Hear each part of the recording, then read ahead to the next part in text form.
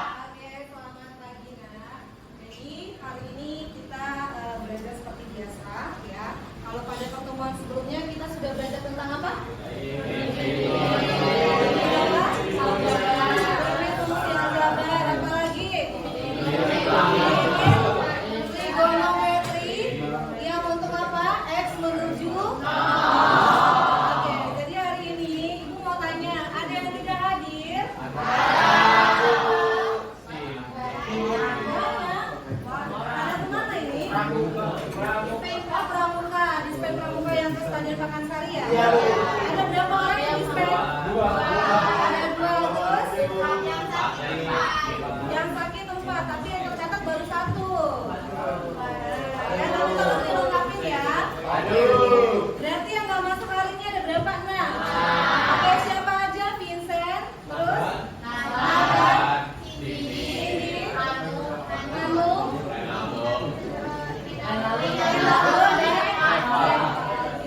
jadi nanti tolong diinfokan sama temannya ya kegiatan pembelajaran hari ini tentang apa biar mereka nggak ketinggalan. Oke, jadi sebelumnya ya karena kita sudah pernah belajar yang namanya limit trigonometri, sebelum kita belajar, Ibu ingin membangkitkan semangat kalian. Bukunya dipinggirkan dulu, sudah? Sudah, bukunya dipinggirkan dulu. Yang ada hanya satu pena di tengah meja. Ya, permainannya adalah begini. Ketika Ibu katakan clap, kalian bertepuk tangan. Coba sama-sama clap, clap. Ketika Ibu oke, kalau begitu kita mulai. Clap, clap, boom, boom, boom, boom, clap, clap, boom, clap, clap, boom. Nah, jangan 3 kali. Oke, clap, clap, clap, boom, boom, boom, clap, clap, boom, clap, boom, clap, clap, clap, boom, clap.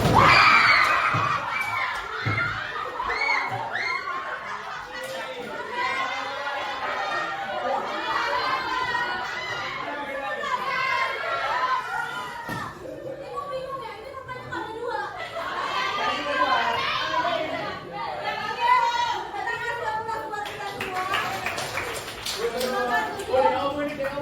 Silakan duduk ya. Gimana? Sudah semangat? Sudah bisa fokus? Oke. Nah, jadi ya, kegiatan ice breaking itu adalah untuk membangkitkan semangat kalian ya.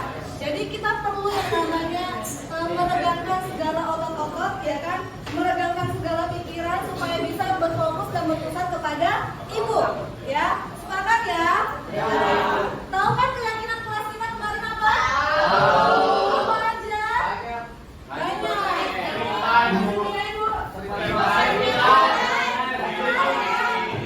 Kemarin kita sudah sepakat tidak boleh ngomong kasar. Lalu apa lagi? Mengikuti KBM dengan baik dan mendengarkan penjelasan guru. Benar? Ada saling menghargai. Oke, terima kasih juga untuk keyakinan kelas sudah kalian tempelkan di dinding ya. Semoga itu tetap kalian bisa laksanakan dengan baik ya.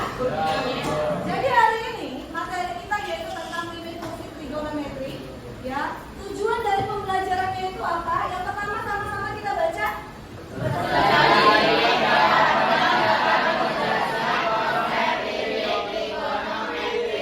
Jadi intinya ya, kalau di pertemuan pertama sampai di pertemuan yang sekarang, Ibu selalu menginginkan kalian itu paham bagaimana konsep dari limit trigonometri. Lalu yang kedua sama-sama kita baca satu.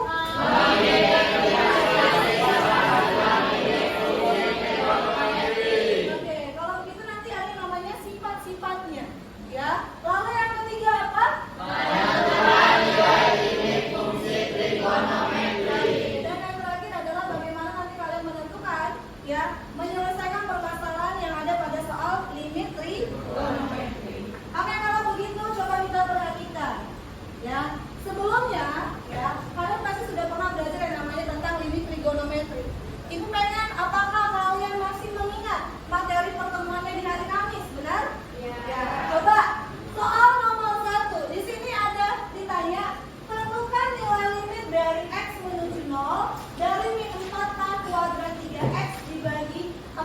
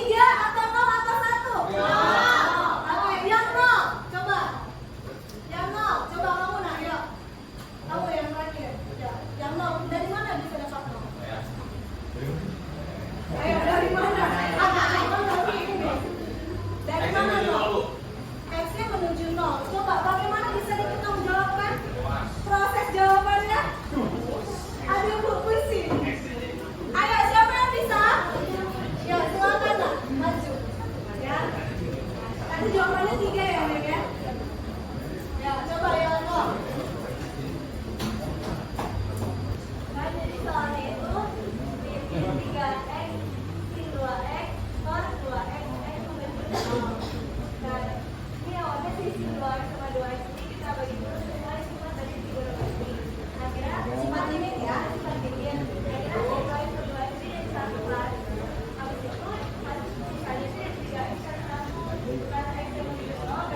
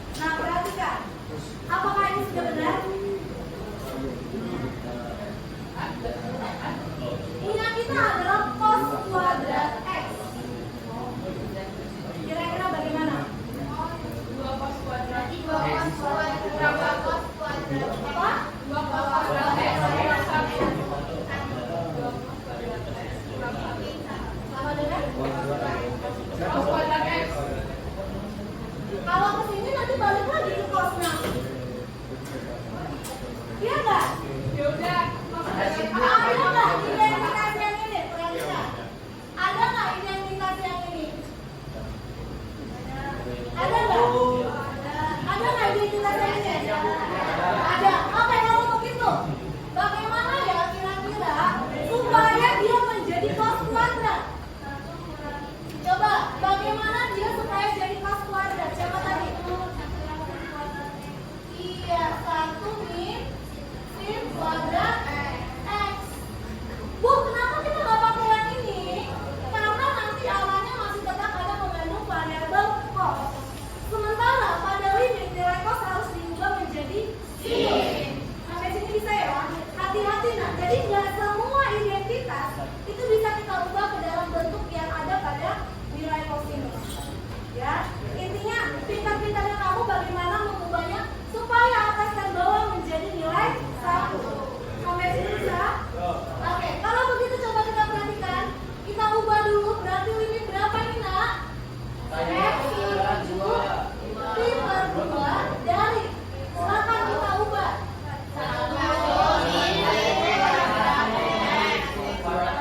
Dibagi 1 min X. Apakah ini boleh langsung dibagi? Boleh. Berarti diapain? Difaktorin atau diurai. Jadi berapa? 1 dikali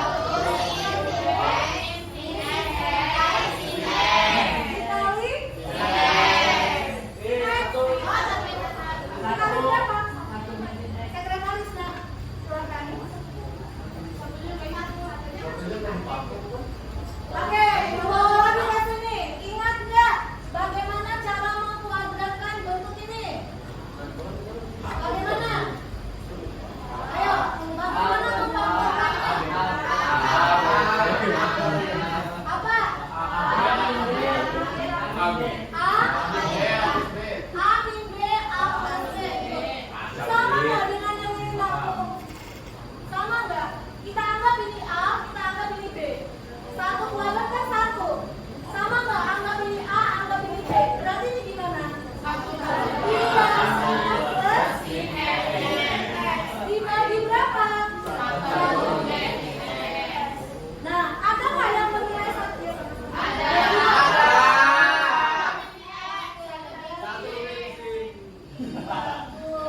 Berarti nilainya berapa?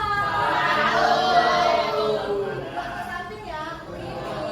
X menuju pi per 2 dari 1 tambah X. Nah, 1 pi berapa? 180. Berarti kalau pi per 2 derajat. Oke, berarti berapa hasilnya? 1 ditambah ini berapa? 90 berapa? 1 ditambah 1 2.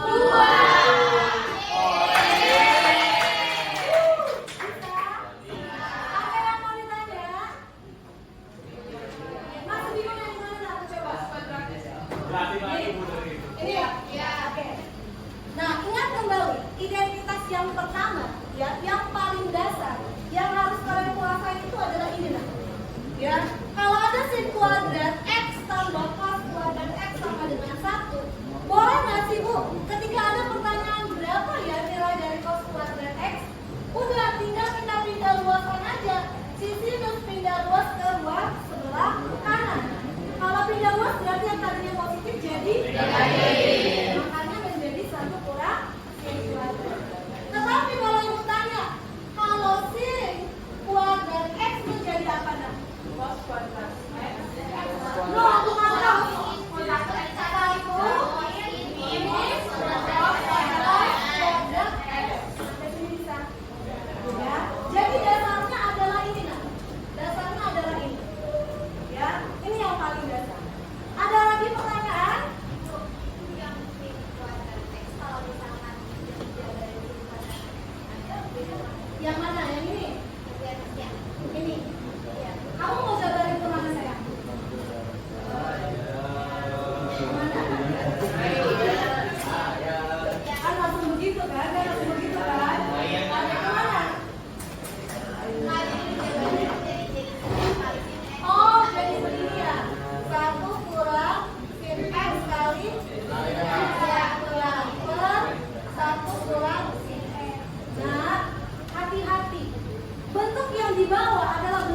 bagaimana? Bentuk yang gimana? Pengurangan ya? Bukan perkalian kan? Kalau perkalian dia bisa kita bagi, ya kan? Tapi kan ini bentuk pengurangan, nggak boleh langsung kita coret seperti ini. Atau ini jadi 1, nggak boleh, ya. Dasarnya begini, coba perhatikan, ya. 2 ditambah 4 dibagi 2. Bu, saya mau langsung coba nih, bagi hasilnya berapa? 1 ditambah 4 berarti 5 kan? Sementara harusnya berapa nilainya? 2 tambah 4 berapa? Berapa? 2 dibagi 2 3 kan? Apakah sama dengan ini? Beda. Berarti seharusnya gimana? 2/2 ditambah 4/2. Sama nggak hasilnya jadi 3? Sama. Begitu juga dengan yang ini nak nih. Kalau ada bentuk seperti ini nggak boleh langsung kita bagi, karena di sini masih ada operasi pengurangan. Jadi hati-hati. Bisa? Ada lagi pertanyaan? Cukup jelas? Oke, kalau begitu, ya. Silakan kemarin kalian sudah dibagi dalam kelompok. Silakan semuanya duduk di dalam kelompok yang masing-masing. Ya. Kelompok 1 di sini, kelompok 2 di sini, 3 di sini, 4, 5, dan 6. Ya, ibu kasih waktu 3 menit untuk kelompok masing-masing. Coba kita perhatikan ke depan, ya. Pada saat ini kalian akan diskusi dengan kelompok masing-masing. Yang kalian diskusikan apa? Yang kalian diskusikan adalah ke 5 soal ini, ya. Dari 5 soal ini silakan pilih 3 soal yang akan kalian diskusikan di dalam kelompok kalian, ya. Hanya 3 soal, ya.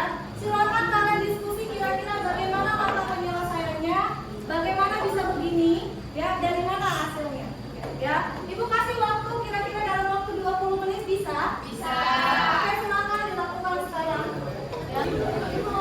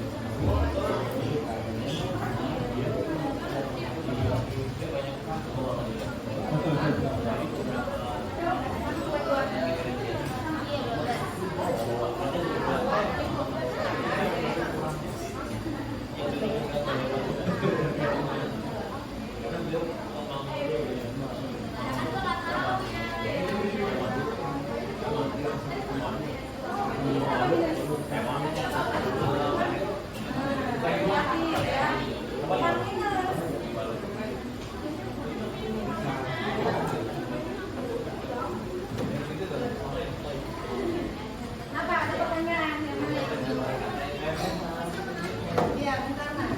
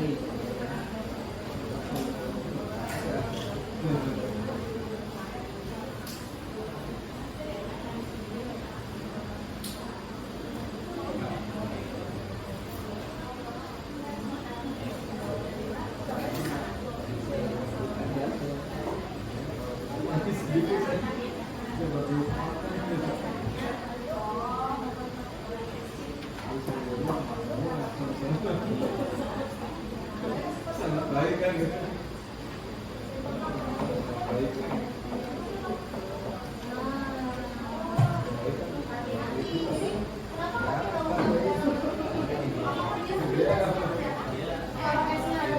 Kenapa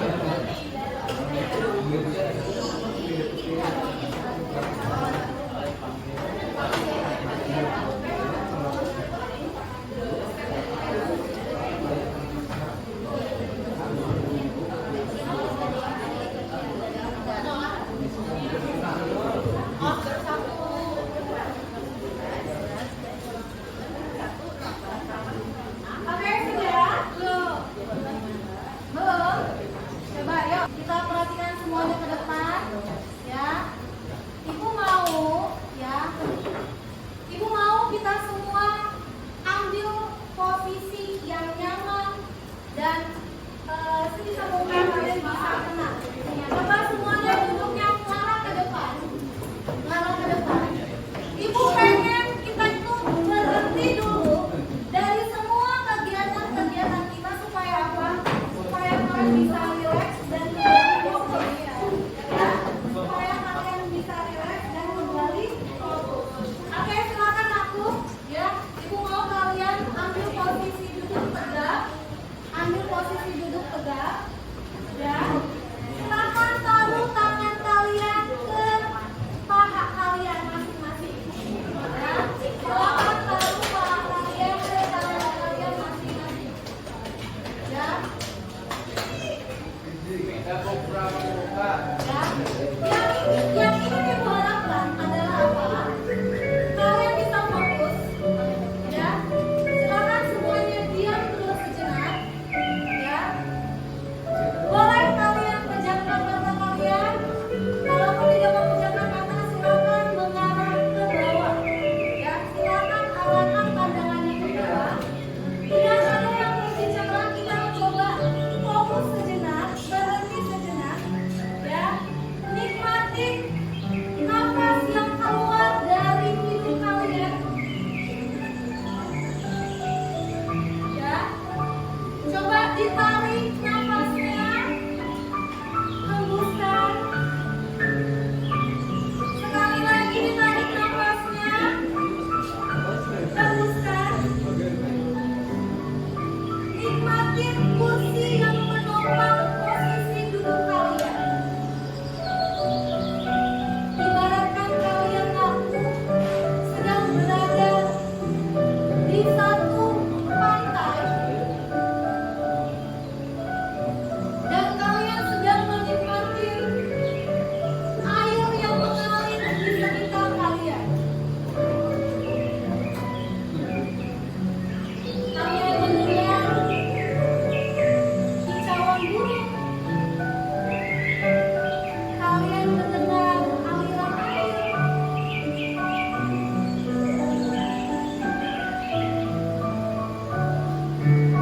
Silakan ditarik lagi nafasnya.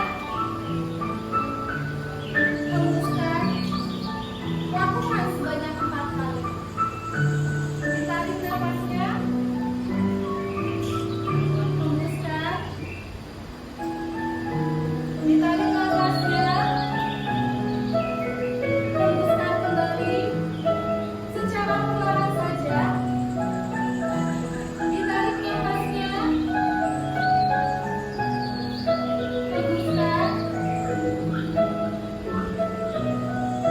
Dengar bunyi yang ada di sekitar kalian.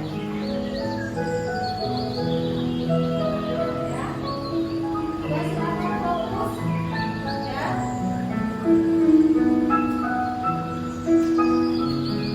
Pikirkan hal-hal yang baik.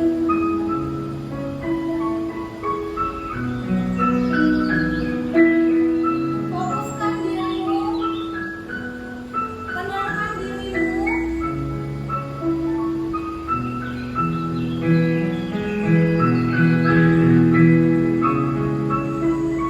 Amati tubuh kamu yang semakin terasa rileks.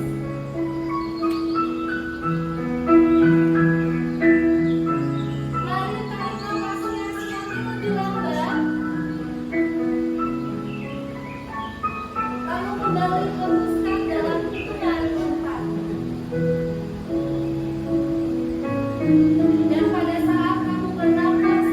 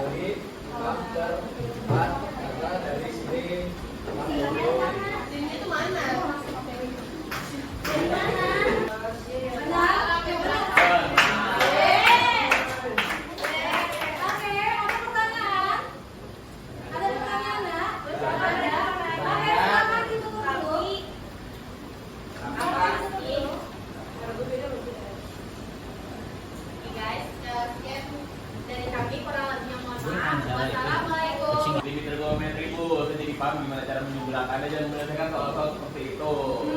Artinya menentukan limit tadi ya. Iya. Lalu yang kedua, ada nggak kasih sifat-sifat limit? Ya.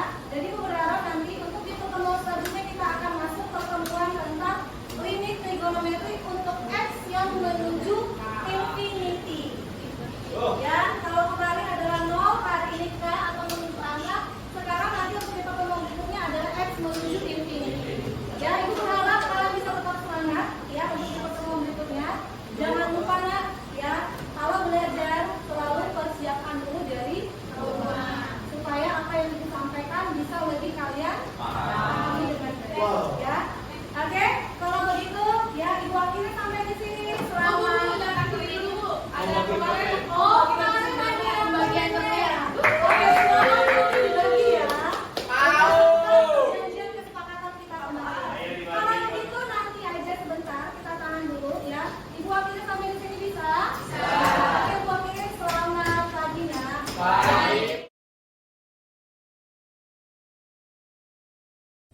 Baik, bismillahirrahmanirrahim. Assalamualaikum warahmatullahi wabarakatuh.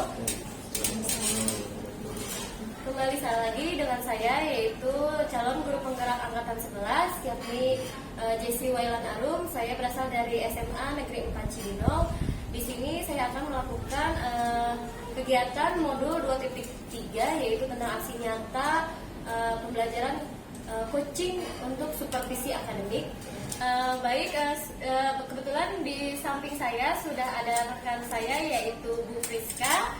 Beliau adalah guru matematika dan di SMA Negeri 4 Cibinong. Lalu ada Bapak PP saya, Bapak pengajar praktik saya yaitu Bapak Ahmad Saiful. Baik, untuk kegiatannya kita mulai saja.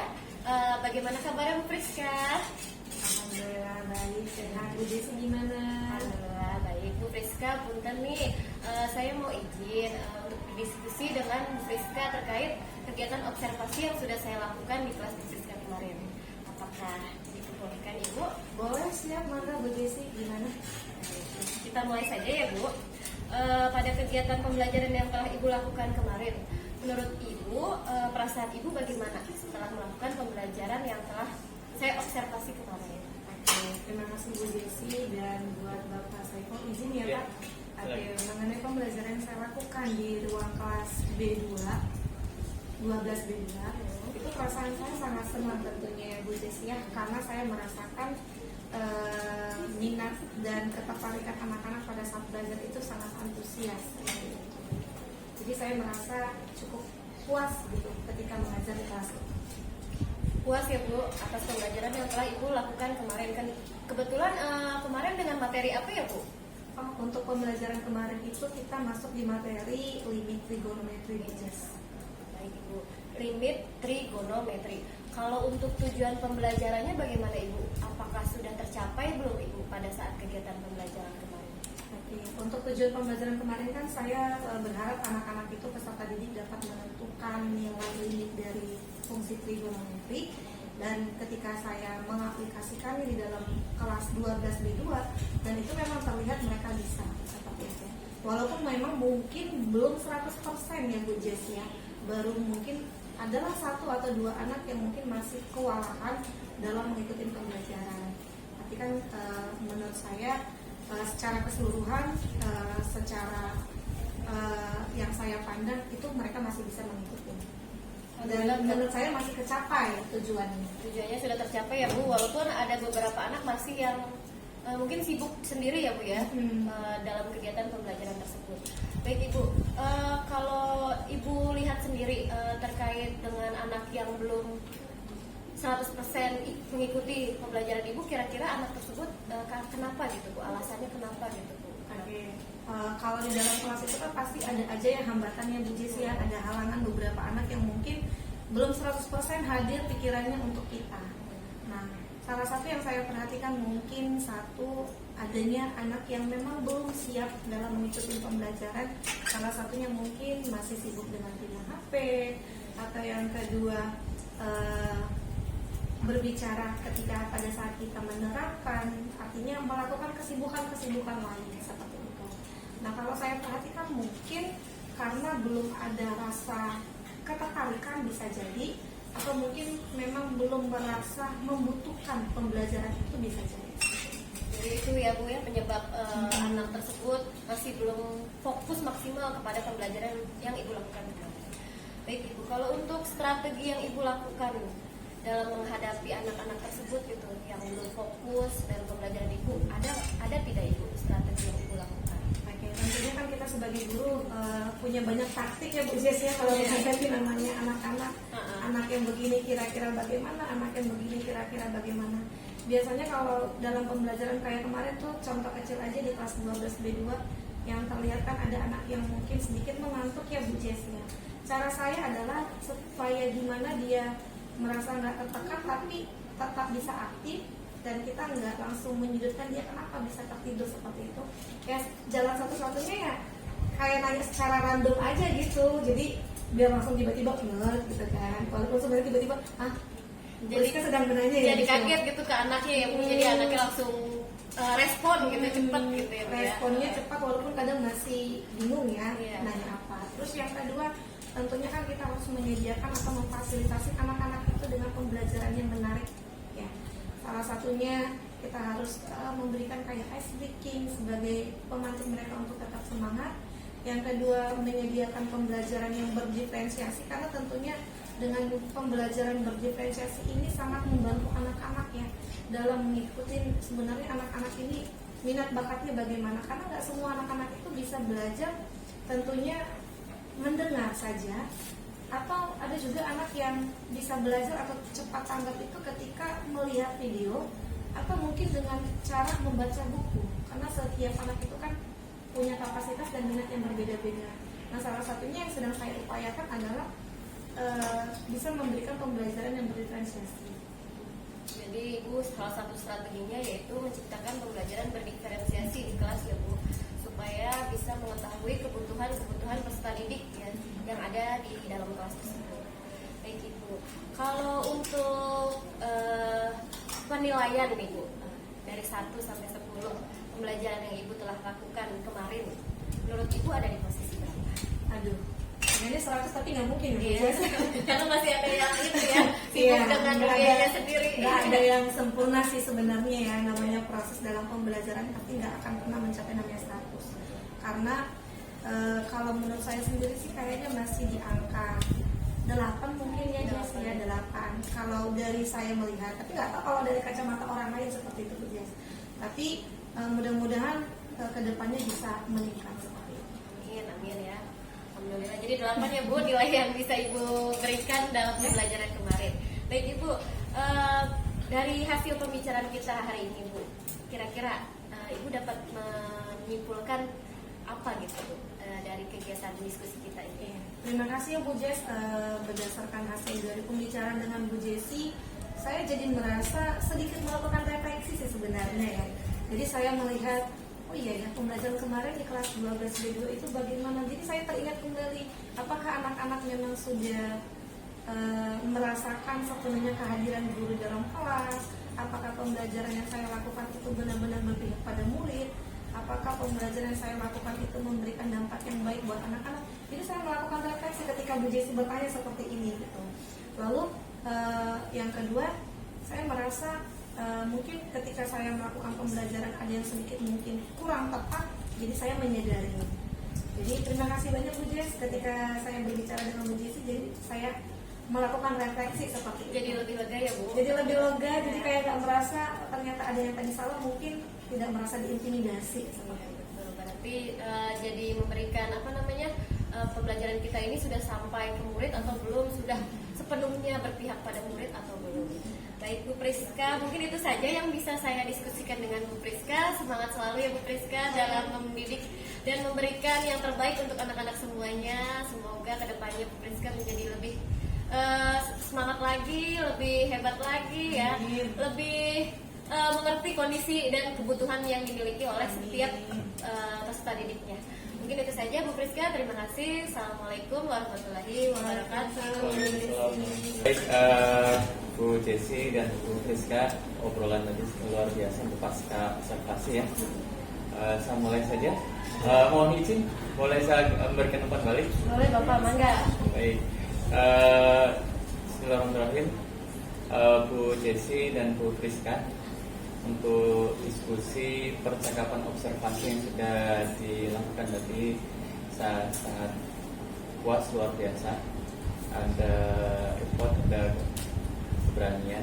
Walaupun memang kalau diizinkan saya memberikan beberapa masukan.